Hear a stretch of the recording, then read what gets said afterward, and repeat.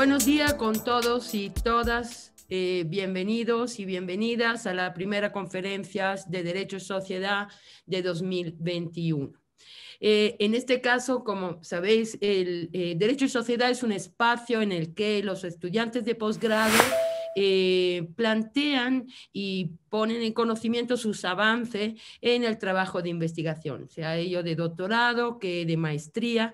Y hoy inauguramos también, abrimos este espacio también a los estudiantes de postdoctorado, por lo cual, y en esta ocasión tenemos el placer de compartir el espacio con Efrén Guerrero, que nos hablará de su tema de investigación recién propuesto como tema para el desarrollo de la investigación de postdoctorado, que es el Jus Constitucional Común Americano en perspectiva comparada, análisis de las cláusulas jurisprudenciales en el área andina.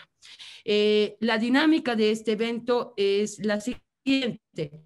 Efrén tendrá 20 minutos para exponer su paper que ha estado a disposición de todos vosotros y vosotras, y luego abriremos el debate con Efrén.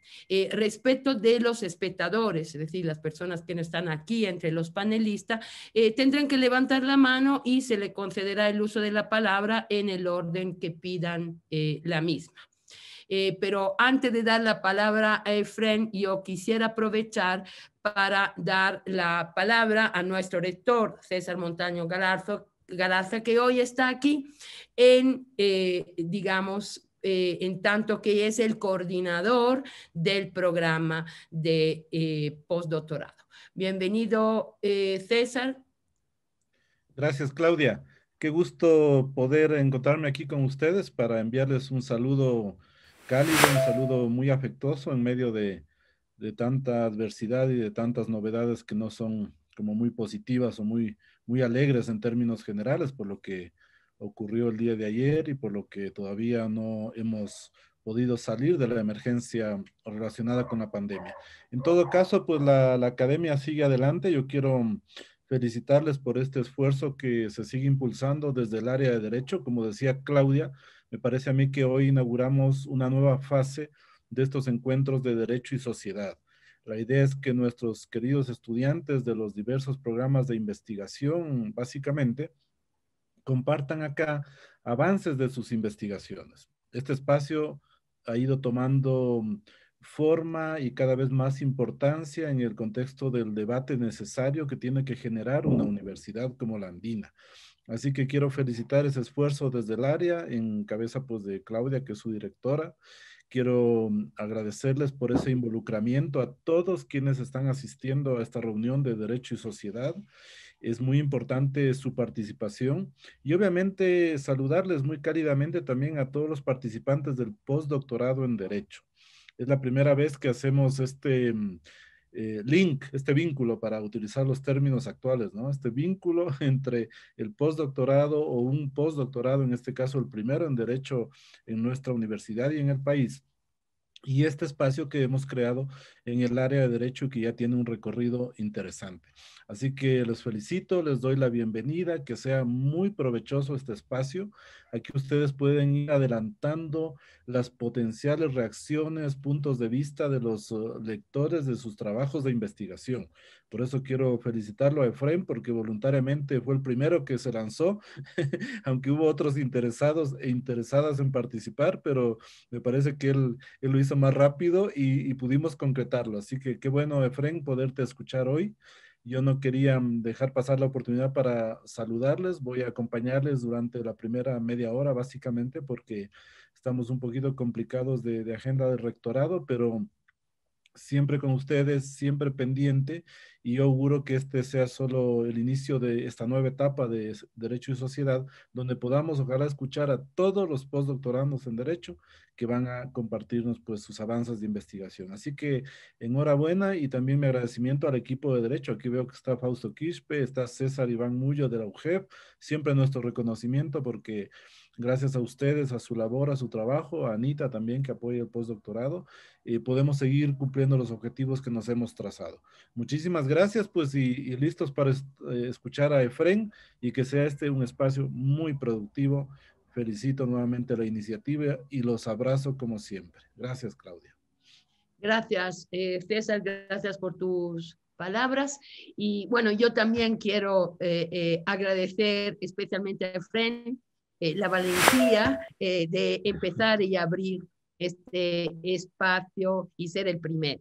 Le agradezco su participación y también la participación de todas las personas que nos acompañan hoy y que son numerosas. El debate siempre es productivo, siempre es bueno confrontarse con diferentes miradas, y creo que lo bueno de este espacio es exactamente ir preparando los estudiantes a estos momentos en los que hay que defender su investigación. Efrén, tienes 20 minutos para exponernos tu planteamiento y tu plan de trabajo. Gracias, Efrén. Muy buenos días con todos, señor rector. Claudia, les agradecemos mucho su tiempo y gracias por darme la oportunidad de poder conversar un poco de mi propuesta de investigación. Permítame durante la presentación, para que vaya más fácilmente, quitarme la imagen porque estoy con un poquito de problemas de conectividad. Entonces, procederé a hacerlo para que tengamos un poquito más de ancho de banda. En ese orden de cosas, quiero presentarles la investigación que estoy trabajando, que se llama Ius Constitucionale Comune Americano en Perspectiva Comparada, que es el análisis de clústeres jurisprudenciales en el área andina. Esto es una investigación que está a medio camino entre los métodos mixtos de investigación, las combinaciones cuantitativas, el uso de software y la investigación sobre las fuentes formales del derecho, especialmente las de las altas cortes, las cortes constitucionales del área andina. Es un poco... El objetivo de mi investigación tiene varias cosas, ¿no? Busca tratar de explicar esto, ¿no? Buscar cómo las interacciones entre el derecho internacional, especialmente la jurisprudencia de la Corte Interamericana de Derechos Humanos, ha generado lo que llama el juez McGregor un derecho constitucional común en el área andina. Esto es una idea que se ha manejado desde 2007, 2008 a nivel teórico, tratando de explicar cuáles son las mecánicas internas en las cuales se desarrolla pues, las relaciones entre las altas cortes constitucionales y el derecho interno, como consecuencia de esta primera idea, la existencia del bloque de constitucionalidad. En nuestro caso ecuatoriano, en el segundo inciso del artículo 424 de la Constitución. En segundo lugar, quiero explicarles cómo quiero trabajar esto en relación al uso de mecánicas o interrelaciones usando métodos mixtos de investigación científica. Aquí voy a utilizar lo que se llama el análisis de red social o social network analysis, utilizando software como mecanismo de poder construir relaciones entre los diferentes espacios jurisprudenciales. En tercer lugar, quiero mostrarles un poco de cosas que ya he ido encontrando de la investigación que estoy haciendo. De hecho, han tenido a bien aceptar un paper en la revista Foro de la misma Universidad Andina, que está presentado y que está en revisión por pares en este momento, para poder un poco explicarles esto. Esto es un poco un resumen de lo que estoy trabajando en este paper. Y finalmente, quiero discutir un poco la data que he conseguido hasta ahora. Espero que aquellos que me estén escuchando, cualquier detalle, cualquier pregunta, cualquier crítica constructiva o destructivas, dependiendo de la situación, pueda servirme para poder mejorar la investigación y para pues continuar un poco con lo que estamos pensando en el postdoctorado, hacer un segundo paper un poco más analítico y un poco más ejemplificativo de la situación que está pasando. Un poco recordemos las lógicas kelsenianas. Ahí está Kelsen, si no le conocían la foto, ahí está. Él planteaba que la creación, hay una idea de una norma hipotética fundamental, que siempre fue una teoría kelseniana para tratar de explicar que está encima de la Constitución, y él plantea que la creación y por consecuencia la validez de una norma está determinada básicamente por otra, que ha sido creada por una tercera norma. Y aquí llega esta frase: podemos de esta forma remontarnos a una hipotética norma fundamental de la cual depende la validez del orden jurídico en su conjunto. Siempre ha sido una lógica y una proposición teórica, la teoría de la existencia de una norma hipotética fundamental, pero recordemos que Kelsen, a pesar de que lo recordamos por sus textos de introducción de teoría pura del derecho, Kelsen era un profesor de derecho internacional. Y en ese sentido, él lo planteaba en el entorno también de su conocimiento del derecho internacional, además del constitucional. Y ahí hay que tener en cuenta de que él también planteaba que la norma fundamental del derecho internacional es una norma que confiere la calidad de hecho creador a las normas jurídicas. Mi hipótesis es plantear de que el derecho internacional construye esas dinámicas que nosotros podríamos llamar norma hipotética fundamental, especialmente en el conjunto de tratados internacionales que construyen esta idea de bloque constitucional y que generan un compartimiento de valores comunes en las lógicas de las instituciones jurídicas de los países que firman y ratifican estos tratados, en función de lo que plantea la Comisión de Viena del Derecho de los Tratados. Eso para mí ha causado cierta importancia, cierta interés desde que empecé la carrera, y eso también me ha ayudado a pensar un poco de cómo se generan estas interrelaciones entre diferentes elementos jurisprudenciales. Para nosotros y para aquellos que hemos aceptado un poco la idea del derecho de integración y la idea de que tenemos valores comunes entre los estados, la idea del derecho internacional, especialmente el derecho internacional de los derechos humanos, es el espacio claro en el cual podemos construir estas abstracciones teóricas y también las aplicaciones prácticas de las mismas, porque creo que básicamente una investigación postdoctoral no tiene que ser puramente teórica, sino también lograr ser un mecanismo de investigación-acción, mostrar elementos, valores en comunes que nos ayuden a cultivar democracias compartidas, democracias colaborativas. ¿Cuál es la idea que se ha planteado detrás del derecho constitucional común en América Latina? La idea del juez MacGregor, la idea de von Neuland. Especialmente esto fue una idea que se plantea del Instituto Max Planck y que ahora se está tratando en otros espacios. De hecho, la Corte Constitucional ecuatoriana hizo un par de seminarios sobre el tema hace un par de meses, el Centro de Estudios Constitucionales, a plantear esa idea. ¿Qué es la idea? En primero, los organismos internacionales, especialmente aquellos con los cuales el Estado mantiene una relación en la cual se acepta una cierta competencia contenciosa. Por ejemplo, el caso de la Corte Interamericana, proponen tratados internacionales con un sistema de vigilancia, un comité, una corte, etc. En nuestro caso, emite un documento que es la jurisprudencia. Ustedes saben, hay alrededor de 310, 320 casos de la Corte Interamericana que se relacionan a casi todas, desgraciadamente, difíciles situaciones de la vigencia de los derechos humanos en nuestro continente. Y ustedes saben que en el caso de por ejemplo, lo que vivimos, la situación carcelaria, lo que pasó las semanas anteriores, hay casos como la Cantuta, hay casos como Plan de Sánchez 5, hay casos como Instituto de Reeducación del Menor, hay casos colombianos en los cuales la idea de que una persona detenida es parte de, está bajo control del Estado. Primera idea que podríamos tener detrás como para pensarlo. Ahora, esto, ¿cómo se traslada al sistema nacional? ¿Cómo lo volvemos obligatorio en el sistema nacional? Todos los estados que hemos aceptado, especialmente desde Panamá en 1990, que acepta el bloque de constitucionalidad como parte de sus acciones, y a partir de las teorías del caso Almonacid Arellano, la idea del control de convencionalidad, tienes dos cosas. Uno, una norma de apertura. En el caso ecuatoriano, el 424 de la Constitución, que plantea la idea de la aplicación directa de los elementos de la Corte Interamericana, tanto sea jurisprudencia contenciosa como consultiva. Ustedes saben que en el caso ecuatoriano ya hubo un precedente con el caso de matrimonio igualitario, donde ya el uso de la opinión consultiva 24 le incluye como parte del bloque. Y por otro lado, una norma interpretativa, es decir, cuál es el valor de esta norma. Esto se manifiesta, ustedes saben, en nuestro texto básico, en la Constitución, y se genera algún tipo de intérprete autorizado, que en nuestro caso, el intérprete autorizado de esta Constitución es la Corte Constitucional, como está planteado en el artículo 429 de la Constitución y más particularmente en el artículo 436, numeral 1. Entonces, existe esta jurisprudencia que se emite. Y esa siempre ha sido mi pregunta. ¿Hasta qué punto la jurisprudencia de la Corte Interamericana se manifiesta en la Corte Constitucional? Primer elemento.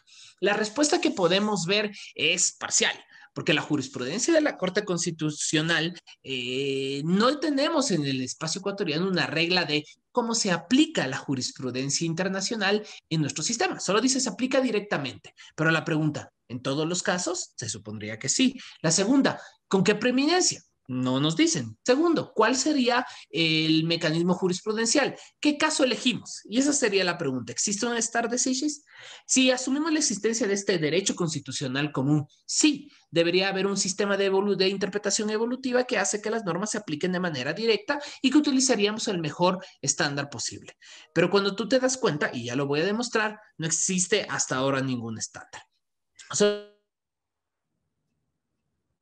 Solo para recordemos la idea de bloque constitucional, plantea esta idea, la sentencia 132.16 CEP, por poner un ejemplo, aunque hay varias sentencias que lo proponen, establece una idea de que una norma y una sentencia es razonable, en tanto guarda armonía con el derecho y jurisprudencia constitucional o internacional vigente, y aplicable a un caso concreto. En otras palabras, tú dices, ok, vamos a utilizar la jurisprudencia del sistema internacional para los casos concretos. Pregunta, ¿cómo, cuál de todas? ¿Cuál de todos los casos? No, nosotros no tenemos una tradición de leading cases como en el sistema americano, o tenemos una tradición de jurisprudencia constitucional aceptada como la que plantea el sistema inglés, por ponerles un ejemplo. Nosotros, el juez constitucional tiene un número grande de casos y en el futuro irán creciendo casos de la Corte Interamericana que les servirán para sus sentencias. Pero la pregunta es, ¿cuál? Por ponerles un ejemplo, en ejecución extrajudicial, cuando hay un caso de ejecución judicial. El primer caso de la Corte Interamericana, Velázquez Rodríguez, el caso de Manfredo Velázquez Rodríguez, es un caso de ejecución extrajudicial. Pero podríamos utilizar las hermanas Gómez Paquillauri, podríamos utilizar casos ecuatorianos, casos peruanos, casos uruguayos, caso Goiro Burú, por poner un ejemplo. ¿Cuál de esos casos utiliza el juzgador?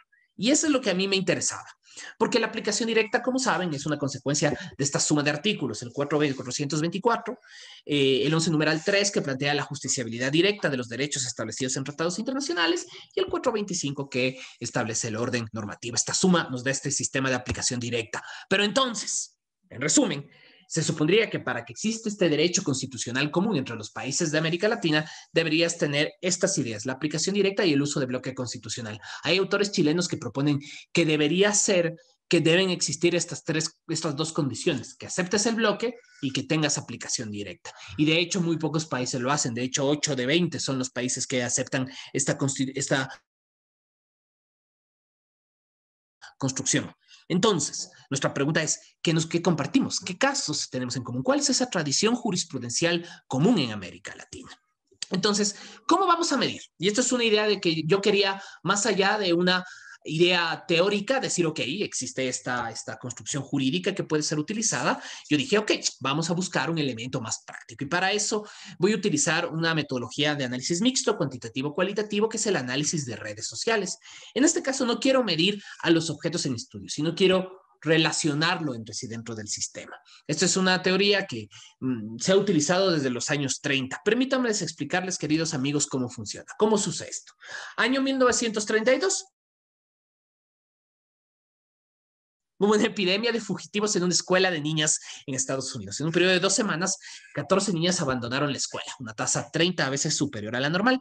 Un psiquiatra que se llama Jacob Moreno sugirió que a razón de la oleada de fugitivos tenía que ver más que la situación individual de las personas, su pertenencia a una red, a un espacio de personas, como yo les estoy dibujando, la red más simple de 3 personas, a una comunidad subyacente que comparte ciertos lazos en común. Moreno y su colaboradora Ellen Jennings generaron una red social en Hudson usando una teoría que ellos llamaron sociometría, una técnica para obtener y representar gráficamente los sentimientos subjetivos de los individuos. Y ellos decían que había canales de influencia.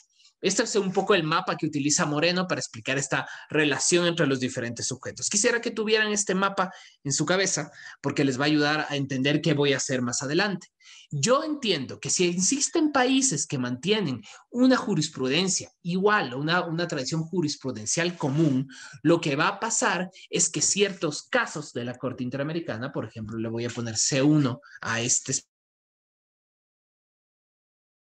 espacio se van a repetir en la serie de países que corresponden a la comunidad andina. Esa era un poco la idea que yo quería analizar detrás. ¿Cuál es la ventaja? Nos daría una representación de esta comunidad jurisprudencial. Segunda idea, mostraría cuáles es los casos que se comparten en común. Situación 3, nos daría a ver que si existe o no una regla coherente en cada uno de los países para elegir la jurisprudencia. Yo les adelanto la respuesta, yo creo que no, y les voy a mostrar por qué. Ahora, esto se hace de manera mucho más entendible directamente ahora en tiempos actuales, no a papel y lápiz, sino utilizando software. De hecho, yo les voy a mostrar el software que estoy utilizando, se llama Gephi, en su versión 0.92, en su versión 0.92, que es un software libre, es un software de acceso gratuito, que lo que hace es acelerar los procesos de sociometría utilizando algoritmos probados a nivel matemático. Entonces, ¿qué es lo que haces? Ayudas a tener representaciones gráficas probadas, ¿de acuerdo? Que ayudan a demostrar y acelerar los tiempos de revisión y análisis de los datos. Es como si utilizaras de manera gráfica un Atlas T para aquellos que hayan utilizado software de análisis de discurso, por ponerte un ejemplo. Esto te hace una representación gráfica de las relaciones que tú le introduzcas en el sistema. ¿Qué hice yo? Yo estoy tratando de revisar Ecuador, Perú y Colombia en un principio. Vamos a ver si nos introducimos también a los casos bolivianos. He utilizado en primer lugar el año 2019 porque son la gran mayoría casos cerrados, sin apelación, de tal manera ninguna instancia de cierre, ningún recurso adicional, con el cual casos de las Cortes Constitucionales aparecidos en boletines. ¿De acuerdo? Utilizar todos los casos sin importar en su momento cuáles en esta primera revisión, que es puramente descriptiva, revisar qué tipo de acción constitucional se ha hecho. Ustedes saben que cada legislación respecto a control constitucional en nuestros respectivos países establece diferentes tipos de mecanismos, aunque hay muchos comunes, ¿no? Acciones de inconstitucionalidad, revisión de estados de excepción, etcétera, etcétera, que hay ciertos procesos comunes. Podríamos reducir ese universo todavía, pero yo utilicé todos, aparecidos ¿dónde? En los boletines. Claro que ustedes saben que los boletines salen de diferentes maneras y en función de lo que hace cada uno de los casos. Entonces, lo que yo hice fue dar un nombre a cada uno de los casos, casi 400, casi 500 casos entre cada uno de los 3 países, y traté de buscar las interacciones, viendo qué casos de la Corte Interamericana estaban utilizando. Eso lo subí al software con el objetivo de que ustedes pudieran apreciar gráficamente lo que sucede y después vamos a hacer el cálculo. ¿De acuerdo? Esta es un poco la situación que yo quería mostrarles para mostrar estos en común, esta tradición constitucional en común. Y esa tradición constitucional debería corresponder, no sabemos a qué. Eso sería un objetivo de nuestra investigación postdoctoral. Yo suelo contarles un primer dato. ¿De acuerdo? De hecho, analizamos este número de sentencias de Ecuador, Colombia y de Perú. Como ven, llega un poquito más cercano a los 400, pero primero se ve un número muy menor de uso de sentencias de la Corte Interamericana o de invocación como parte del bloque de constitucional de uso de sentencias de la Corte. De 137 sentencias de ecuatorianas, solo apenas 22 utilizan jurisprudencia del sistema interamericano, a pesar de ser obligatorio, lo que te da un 16.06%. Esto, como ustedes ven, de hecho Colombia lo hace mayor todavía y Perú, de hecho, lo hace mayor todavía, aunque tiene menores sentencias. Una cosa que es curiosa es que las 3 son tribunales autorreferentes. Se refieren a sí mismos para tratar de explicar su propia situación, utilizando su propia jurisprudencia. Ahora la pregunta, ¿no es que tendrían obligación de utilizar sentencias del sistema interamericano? No lo hacen. Vale la pena pensar, y eso es básico, también un tema de política del uso judicial para espacios que pudieran estar utilizados. Voy a mostrarles, si me permiten, voy a salir un rato de aquí y quería mostrarles un poco qué pasa con el software de análisis de datos. Voy a mostrarles un poco la situación de la información que he levantado, ¿de acuerdo? Yo quiero un poco mostrarles en práctico qué es lo que pasa con este software que estoy abriendo, que se llama Gephi. Solo quería preguntarles si Claudia o si Fausto, ¿todavía ven la pantalla? ¿Todavía está funcionando bien la pantalla? Sí, está funcionando. Sí, estamos bien. Muy bien. Entonces, ahorita les estoy mostrando voy a mostrarles un poco de ruido primeramente. Ahorita están subidas en este software, si ustedes ven el laboratorio de datos, Están subidas una serie de sentencias por su número oficial que plantean en los boletines tanto ecuatorianas, colombianas y peruanas. A ustedes ahí ven el país, ¿de acuerdo? Y una serie de sentencias del sistema interamericano que han sido citadas por estos organismos, especialmente tanto casos contenciosos como opiniones consultivas. Esa es una primera cosa que estaba manejando. Ahora, el software lo que hace es trasladarlo a un grafo. ¿Qué es un grafo en teoría de datos? Es un documento en el cual tú puedes visualizar cuáles son estas interacciones, ¿de acuerdo? Matemáticamente, ¿qué es lo que hace el software? Antes de empezar a hacer la gestión de los datos. El software lo que hace es generar lo que se conoce como un algoritmo, un modelo matemático probado para una situación determinada. Para probar cuáles son los clústeres, en otras palabras, los grupos de sentencias que tienen mayor citación en el sistema interamericano, se utiliza un algoritmo que se llama Freuchterman-Reinhold, que es un algoritmo de centralidad. ¿Qué es lo que hace? Centra en aquellos, da más espacio en el centro de la red a aquellos nodos, no vamos a llamar a los casos de la Corte Interamericana, que son más citados. En este caso, cuando voy a utilizar la distribución Freuchterman-Reinhold para que ustedes la vean y la voy a ejecutar. Esto está un poco en el software. Ustedes ven que se hace una animación y aparecen ciertos datos, ciertas jurisprudencias que tienen ciertas preponderancias. Mientras más grande sea el circulito, el nodo, tiene mayor preponderancia. Ha sido más citado por las altas cortes. Por ejemplo, este caso, ya vamos a analizar por qué. Los casos P son casos colombianos, los casos 051 son los casos peruanos, en los casos ecuatorianos ustedes ven los casos que tienen una barra, los barra 19 o CN son aquellos ecuatorianos. Entonces, este caso ha sido pues citado Efren, en perdona 1, la 2, 3, 4, interrupción. 5, 6, 7, 8, Efren, 9 casos. Dime. Se bloqueó en la lámina de resultado. Sí, estás ahí. ¿Se bloqueó? No, ya se desapareció. No te preocupes, aquí estoy. Voy a ponerlo nuevamente para que ustedes me vean, ¿de acuerdo? Sí, Y que me confirmen gracias. si ven la pantalla. ¿Ven la pantalla? Sí, ahora sí. Ya, perfecto. Ya. Entonces, como les decía, tengo un poco de problemas de conectividad. ¿Sabrán disculparme este momento? Como les decía, el software me lanza, por ejemplo, este caso del sistema interamericano, C107. Vamos a analizar eso en un ratito, pero quería mostrarles que tiene una relación. Varios casos del sistema interamericano, varios casos, perdón, de las altas cortes constitucionales colombianas, ecuatorianas y peruanas las utilizan. Y eso podemos verlo de cada caso. Por ejemplo, este es un caso colombiano, utiliza varias sentencias del sistema. Esto nos ayuda a poder visualizar qué utiliza cada sentencia. ¿De acuerdo? Hasta aquí hemos hecho un ejercicio de visibilizar. Ahora, ¿cuáles son estos casos que se han repetido y que son más comunes en el sistema interamericano? Permítanme volver un momento a la diapositiva para que lo vean. Básicamente son estos casos. Y quiero que se den cuenta las diferencias. Por ejemplo, hay casos de libertad de expresión, el caso clásico, Herrera Ulloa versus Costa Rica, un caso que ya tiene 16 años. Otro caso, la opinión consultiva 21 sobre derechos y garantías de niños. El tercer caso más usado, el caso de personas dominicanas y haitianas expulsadas de la República Dominicana. Siguiente caso, Atala Rifo, que de hecho, Karen Atala, de hecho se cumplen hoy, 21 de noviembre, se cumplen varios años de muchas cosas.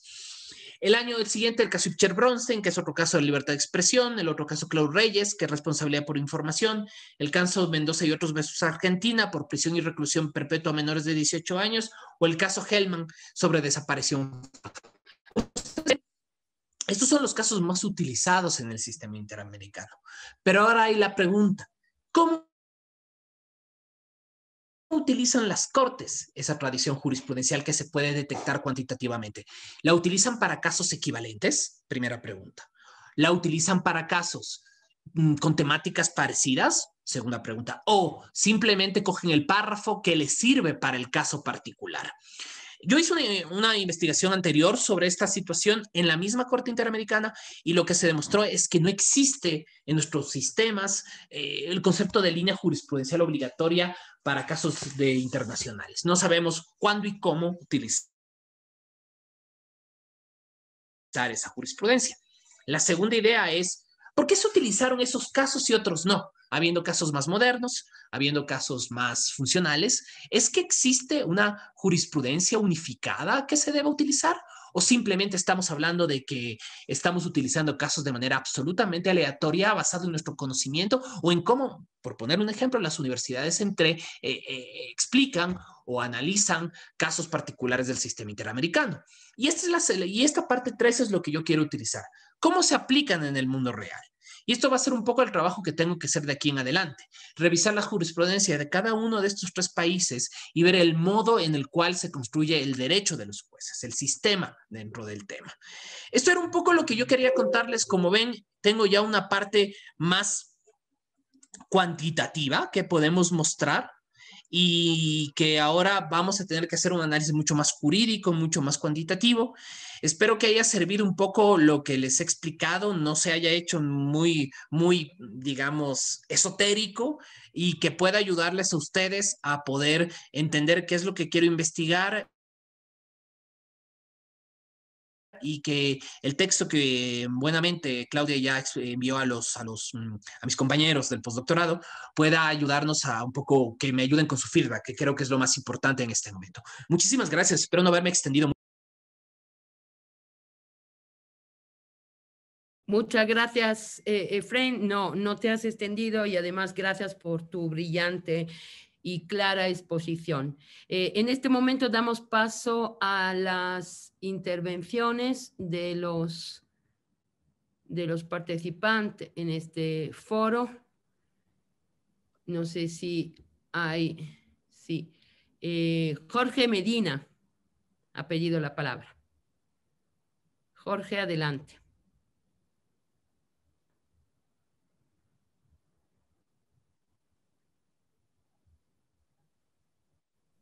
Hola, hola, ¿se escucha?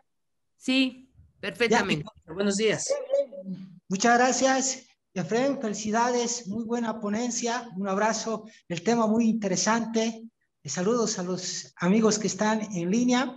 Simplemente, estimado Efraín, una consulta, me parece interesante algunos elementos, algunos algoritmos estadísticos, matemáticos que manejas en el trabajo de investigación. Mi pregunta va y la inquietud es si existe alguna validación estadística matemática que permita fundamentar los resultados de la aplicación que pretendes hacer con el manejo de información, Efraín. Simplemente eso, Efraín. Ok, lo que estoy probando, a ver, el problema es que nuestras posibilidades de validación matemática va a tener una serie de complicaciones. Hay un autor que se llama Joseph Wasserman, que escribió el primer libro de análisis de redes ya mucho más masivo, que se llama Análisis de redes sociales, en una edición del Centro de Investigaciones Sociológicas de España, que te dice que justo uno de los problemas principales de la teoría de redes es que su validación matemática está basada también en las posibilidades de su software. Yo estoy utilizando un algoritmo que es de Fruchterman-Reinhold, que es un algoritmo probado justo para estudios que buscan demostrar qué tanto se centra en la interacción en este caso, las sentencias constitucionales con las sentencias del sistema interamericano para que podamos demostrar qué tanto, quién es el que más es citado o en este caso, qué sentencia es utilizada. Básicamente ahorita mi validación se basa en que ya ha sido utilizado en otro tipo de investigaciones tanto para investigaciones sociológicas, por ejemplo, centralidad de poder en una relación social, investigaciones en torno a seguridad, basado, por ejemplo, quién tiene mayor una estructura de crimen organizado, por ponerte un ejemplo, y ahora lo puedo utilizar para cuál es la sentencia que tiene mayor preponderancia. Es básicamente una transliteración de esta pregunta de investigación hacia algún momento. Yo creo que lo que sí te puedo decir, si Jorge lo necesitas un poco para satisfacer tu curiosidad, te puedo mandar un poco cuál es el modelo, de hecho en el caso de Fruchterman y Reinhold, mostrarte cuál es el paper que da la validación de esta lógica de modelos. Es un modelo gráfico que está desde el año 71 bastante probado y afinado a nivel de software. Entonces esto puede ayudarnos a que mis resultados pudieran tener un mayor control y que obviamente mi margen de error se reduzca. Muchas gracias, No sé Efraín. Muchas gracias. Que tengas éxito en tu investigación. Fantástico. Gracias. Hasta luego. Gracias a ti. El siguiente en la palabra es Luis Enríquez. Luis.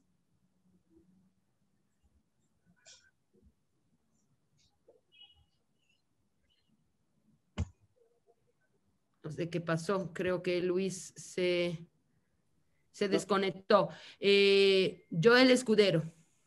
Joel, adelante. Hola, acá estoy. Ah, estás. Es que no te veía, Luis. Hola, Joel, No te buenos días. preocupes.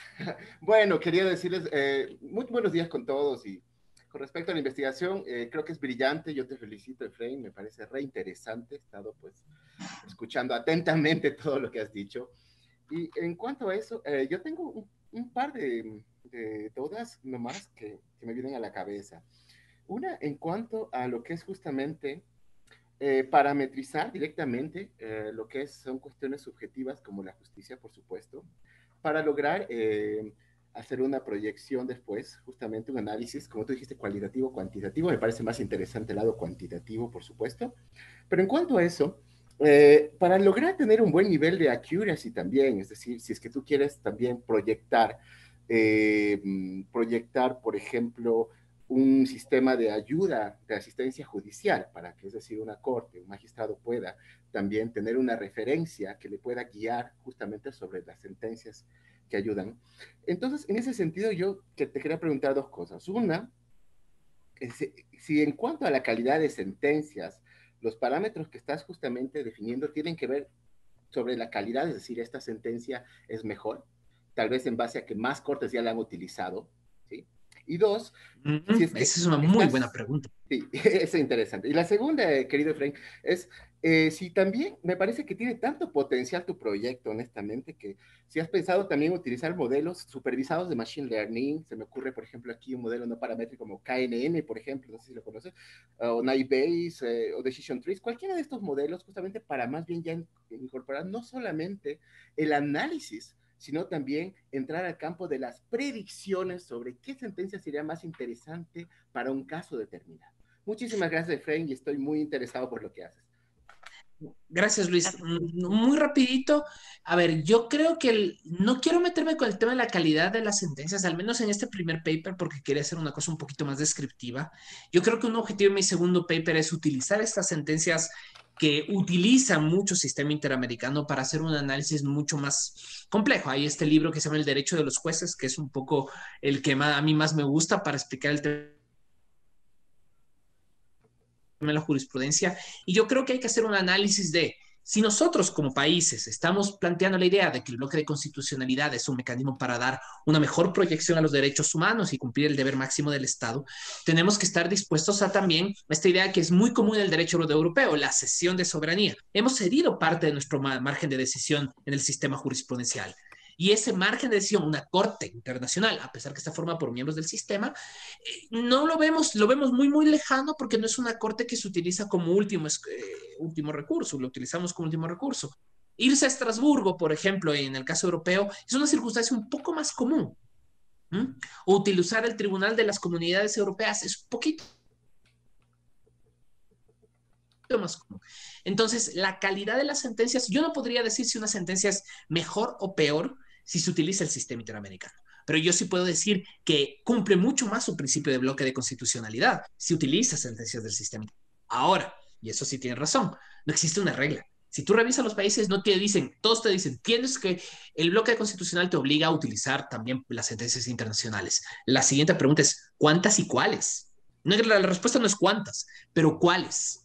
¿Todas? Perfecto, podemos utilizar todas. Podemos utilizar un caso, por ejemplo, Velázquez Rodríguez en un caso de derechos sociales. La misma Corte lo ha hecho.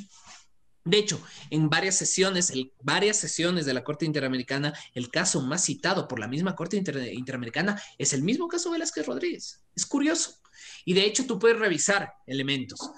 Si tú revisas Saramaca y Sarayaku, el sistema, los casos que ellos utilizan como base son, por ejemplo, tú sabes que hay dos casos paraguayos de derechos indígenas,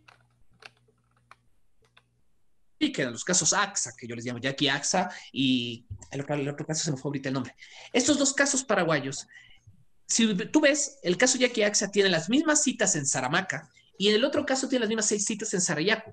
Cuando yo tuve la oportunidad de hablar con Elizabeth Salmon, que es directora del Centro de Derechos Humanos de la Pontificia Universidad Católica de Perú, ella me comentó que justo ella tenía estas mismas dudas y ella supo que la persona que redactó la sentencia era la misma persona para Yaqui Axa que para Saramaca y el mismo caso para Sarayaco. ¿Y qué es lo que pasó? Utilizó su mismo acervo epistemológico. No significa que utilizó sentencias porque lo necesitaba, sino son las sentencias que se sabían. Entonces, estar decisivo no existe. Entonces, esa idea, a veces tenemos esta confianza a máxima en el sistema interamericano y lo utilizamos a veces, como dice Carlos Santiago Nino, como una invocación mágica de la jurisprudencia. Y eso a mí me encanta esa frase de Carlos Santiago Nino, que vale tenerla en cuenta porque también hay que pensarnos qué utiliza nuestra corte como acervo epistemológico. Finalmente, sobre el tema de utilizar otro software adicional, de hecho sí lo estamos pensando hacer, verás, eso estamos haciendo un poco en la universidad donde yo soy profesor, que es la Universidad Católica, sí vamos a hacer un análisis de Machine Learning para la Corte Constitucional como un primer paso, pensando un poco qué es lo que, haciendo un poco de informática predictiva, viendo cómo si podemos hacer que la máquina razone, con eso estamos ayudándonos con un experto en la Universidad de Cornell.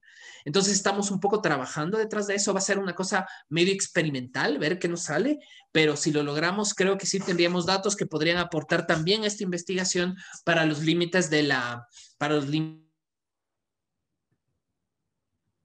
operación que queremos hacer. Creo que eso sería, querido Luis. Sí, gracias, súper interesante. Ahí pues vamos a seguir pues tu investigación. Muchas gracias. Gracias, querido Luis. Gracias, Luis. Joel. Muchas gracias. Palabra. Bienvenido. Muy amable. Buenos días con todos. Hola, buenos días. Hola, Efraín. Muchas gracias.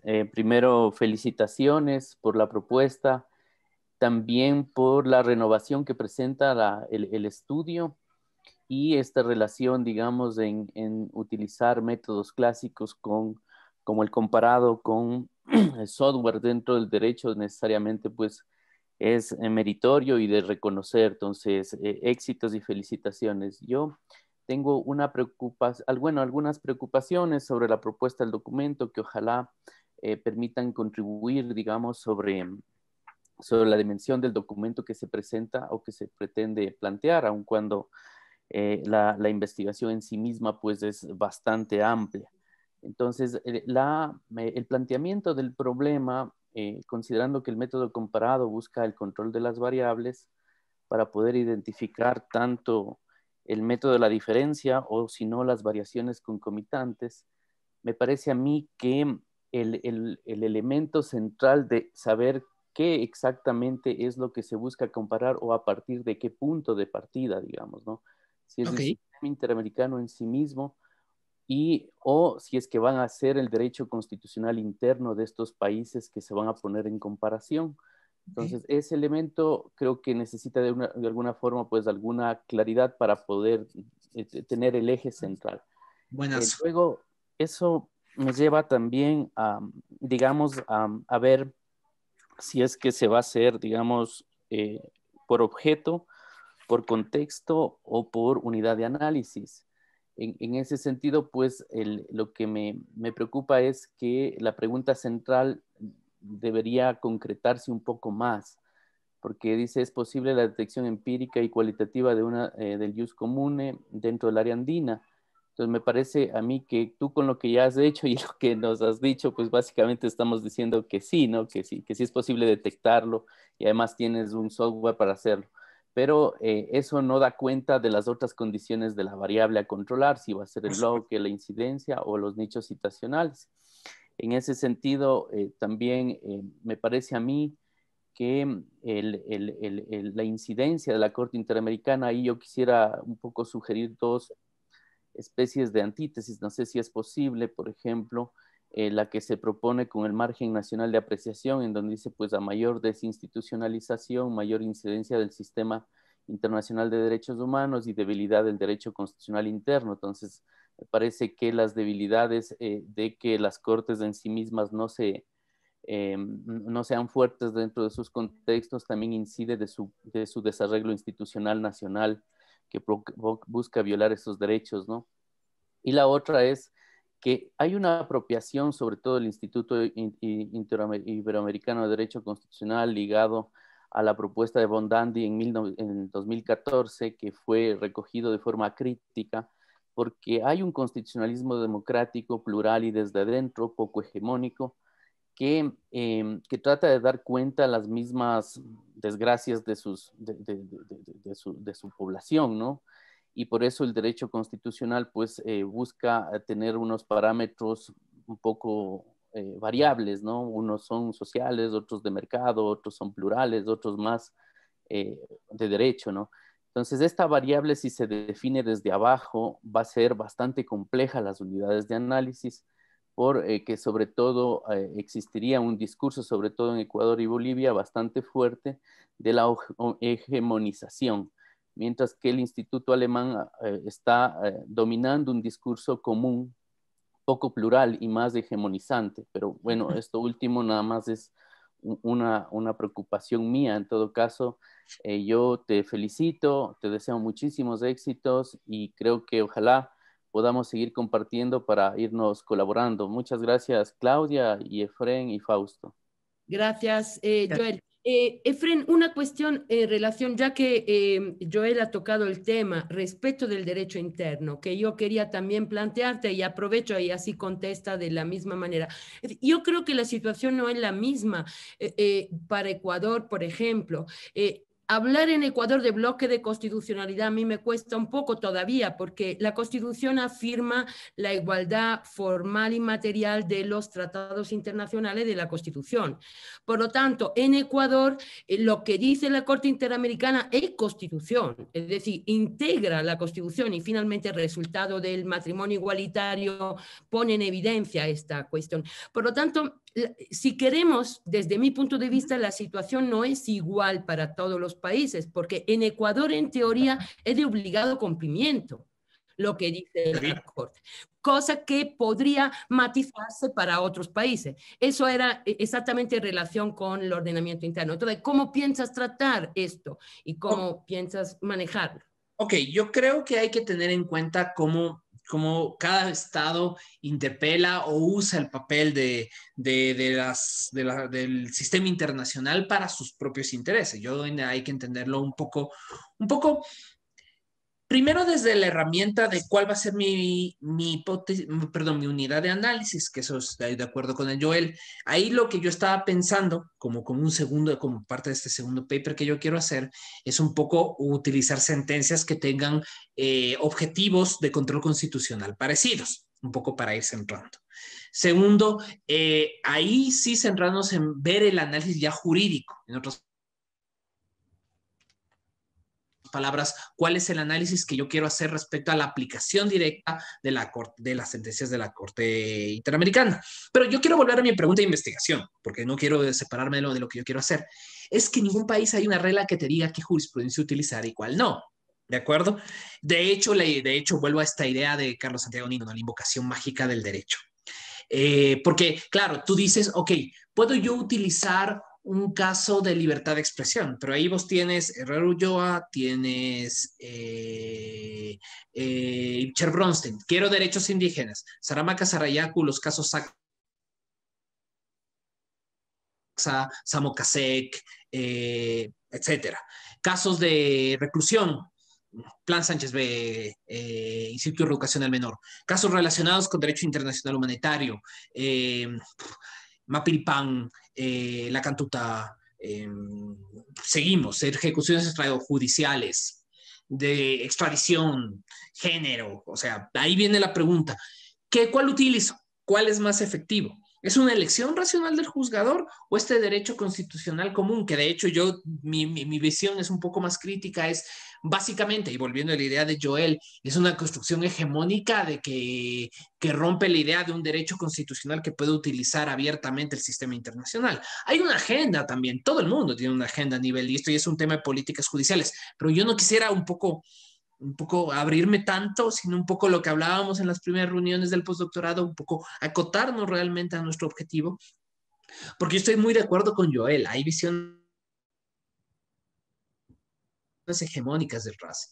De hecho, lo de la idea del margen de apreciación en Europa se utiliza y de hecho hubo una resolución de la OEA de algunos países tratando de colocar otra vez en la agenda de la discusión latinoamericana la idea del margen de apreciación. Cuando te dice el sistema interamericano, de hecho tú hablas con los técnicos del sistema, con los jueces del sistema, ellos dicen, olvidémonos del margen de apreciación y empecemos el margen de aplicación del sistema interamericano. Entonces, hay como ideas que están detrás de esto que ya no solo superan el tema de esta humilde investigación, que es un poco un tema cuantitativo para revisar y mantener unas variables, y se vuelve un tema de alta política internacional y de políticas judiciales internacionales. Entonces, yo estoy de acuerdo con Joel, o sea, mi problema es un poco centralizar las unidades de análisis para no generar un champús de todo, y en segundo lugar, tratar de que este texto tenga una aplicación práctica. Yo no quiero que esto que estoy tratando de hacer se vuelva simplemente una observación teórica que quede en la nebulosa, sino tratar de demostrar si realmente los países estamos compartiendo valores de integración regional en materia de derechos humanos con elementos jurisprudenciales comunes. Yo estoy yendo por ahí. Espero que haya quedado un poco claro lo que quería responder, tanto a Clau como a Joel.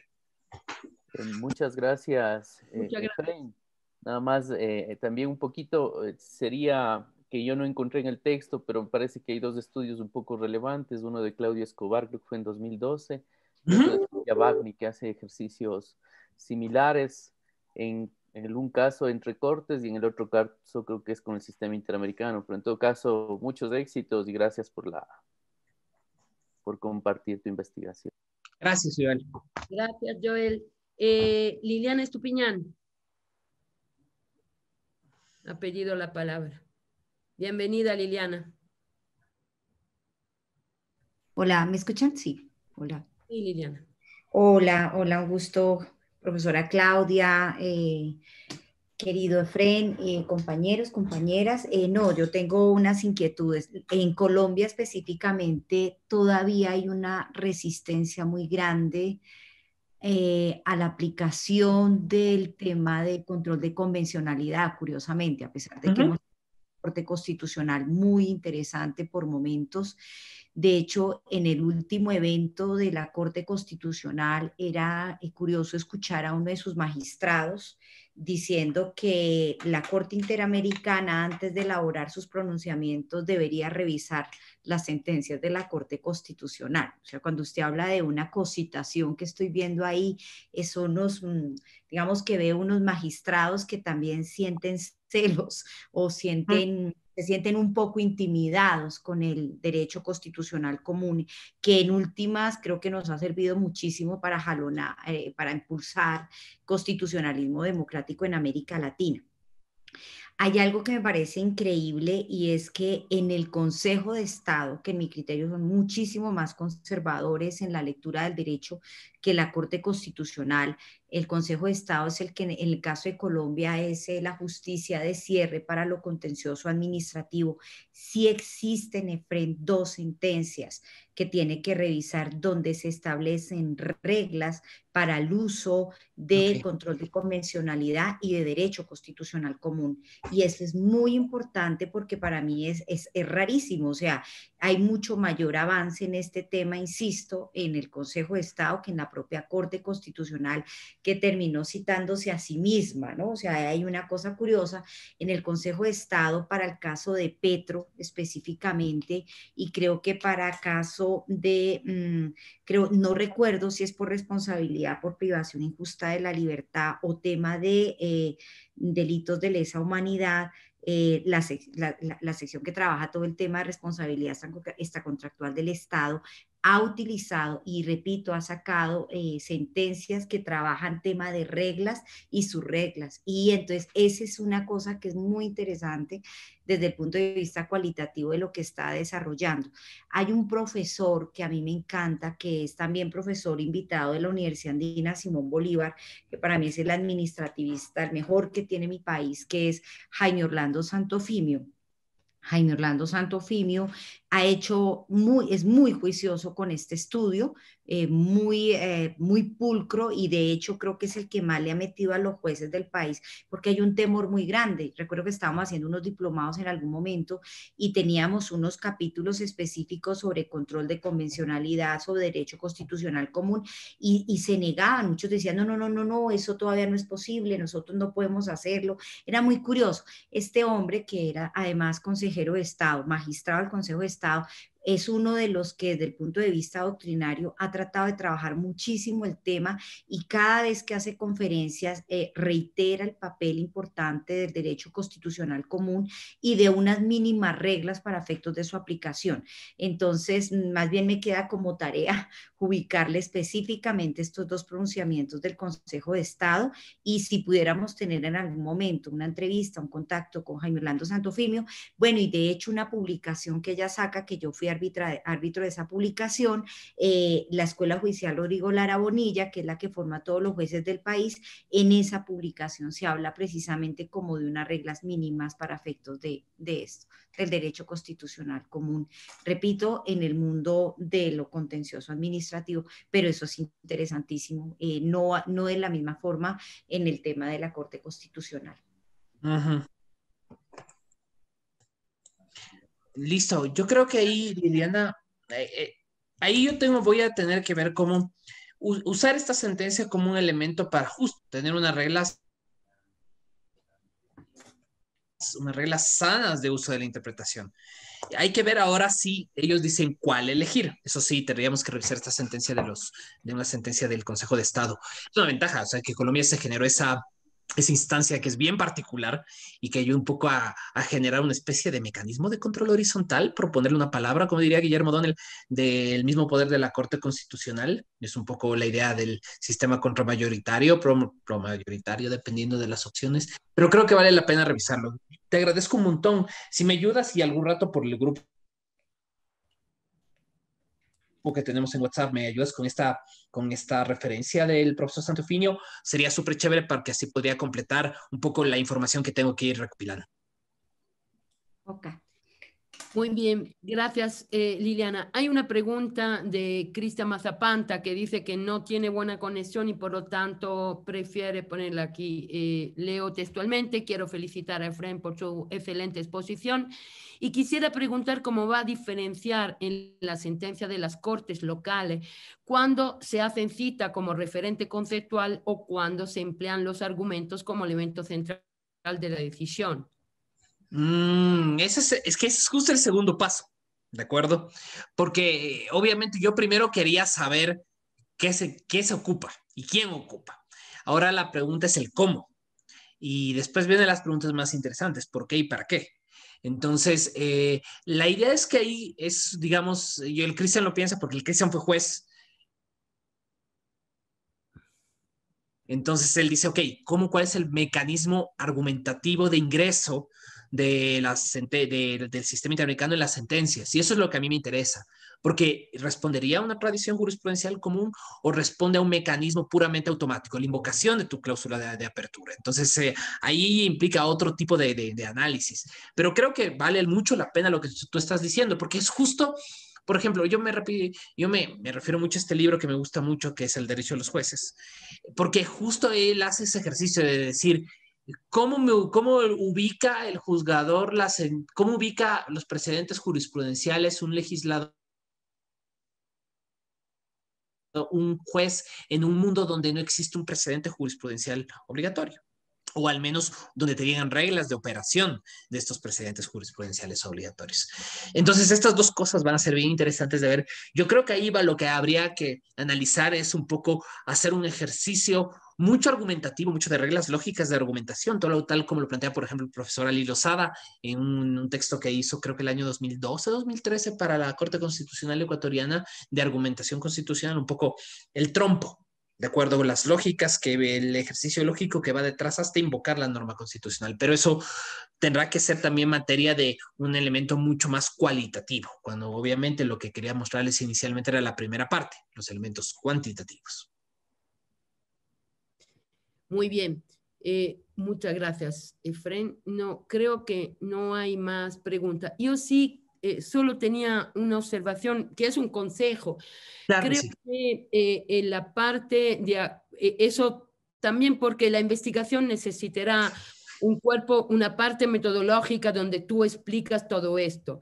Y en el paper que presenta, desde mi punto de vista, el acopio y procesamiento de información, que es un poco, digamos, la parte metodológica, sí, yo creo que tiene que ser desarrollada más. Es decir, yo me quedo con mucha duda, que luego escuchándote se van resolviendo, y por Ok, eso no te vuelvo aquí a plantear, porque hemos ido viendo, pero sí creo que la investigación al principio va a necesitar que tú expliques y tomes postura en relación a todas estas problemáticas metodológicas, ¿no? ok, ok. Qué hacer con el derecho interno, qué hacer con el sistema, y sobre todo también, tal vez esto se deba a mi poco manejo de estos sistemas de investigación, pero cuando habla que se usará el análisis de redes sociales, el SNA, en ese sentido, yo leyendo el paper no entiendo prácticamente nada. De hecho, he visto, digamos que esto me ha servido también para conocer más al respecto, ¿no? Pero creo que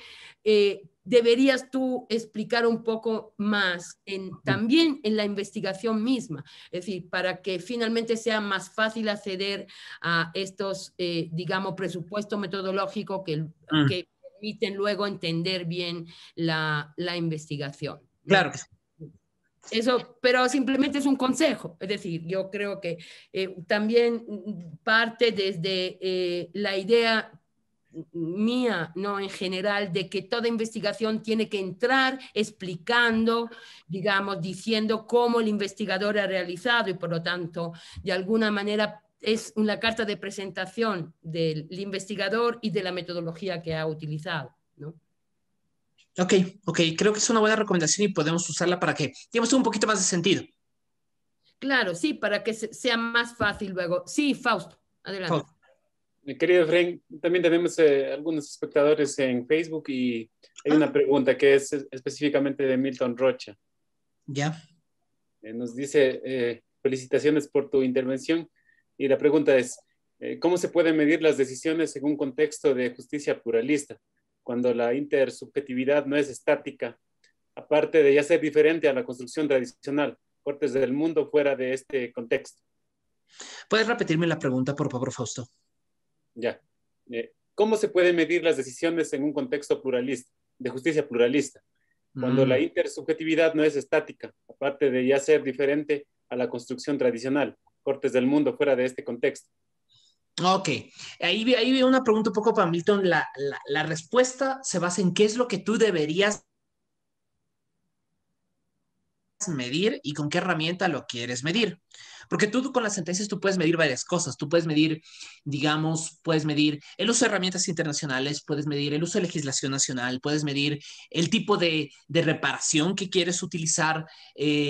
Podrías medir también, por ejemplo, el grado de efectividad, haciendo un estudio más prospectivo, más de largo plazo, por ejemplo, la ejecución de sentencias.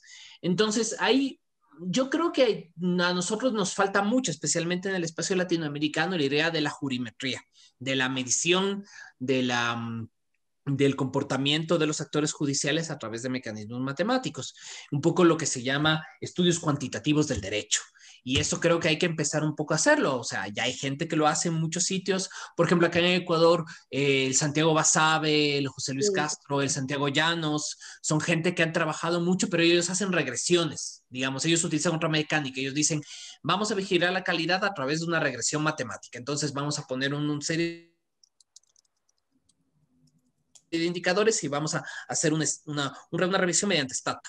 Entonces, Santiago Basabe fue el primero que lo hizo, ese estudio clásico que se llama Jueces sin toga, que él hace un comportamiento político de la Corte Nacional de Justicia. Y él concluye matemáticamente de que no está politizada tal como nosotros lo vendemos, y más bien los jueces actúan un poco fuera de la lógica política, lo que uno diría es contrafáctico a lo que nosotros creíamos inicialmente. Y de hecho, de ahí la posibilidad de un tema, por ejemplo, podría revisarte los estudios del José Luis Castro. Él analiza mucho la posibilidad de que tú tuvieras una sentencia favorable de una corte constitucional. Más o menos un poco es la lógica que él maneja en sus últimos papers. Entonces, yo creo que lo que yo quiero hacer es mucho más de decir, la pregunta que yo me hago de investigación es, esta construcción de valores compartidos entre las altas cortes realmente es apreciable cuantitativamente o es simplemente una construcción ideal ideológica que mucha gente que tiene una visión fuertemente internacionalista tiene en sí misma y que son actores políticos también? Más bien, yo quiero decirte, ¿existe? Sí. La respuesta es ¿cuánto? ¿Ya? Entonces hay que ver cómo nos vamos por ahí. Pero ahora la respuesta que yo te digo es más o menos, porque tengo unos resultados que son, que justo lo que dice Milton, que son complejos, que son intersubjetivos, que son disparejos, pero ahora hay que hacer otro filtro de análisis. Todo esto va como una cebolla, hay que ir separando las capas. ¿Hay alguna pregunta más, Fausto? No. Okay. ¿No? Bueno, entonces creo que hemos dado un paso adelante. Esta es una investigación que arranca y que da pie a muchísima otra investigación, y esto es buenísimo porque creo que hay que abrir a veces espacios, ¿no? Intransitados para luego ir también profundizando en todas estas aristas que hemos visto. Entonces no me queda que agradecer en primer lugar a Efren y a todos a los participantes a este encuentro, a esta primera sección de Derecho y Sociedad. Hacerle acuerdo que Derecho y Sociedad se abrirá cada primer miércoles de cada mes en general, y que ahí iremos teniendo todos los y las estudiantes del postdoctorado.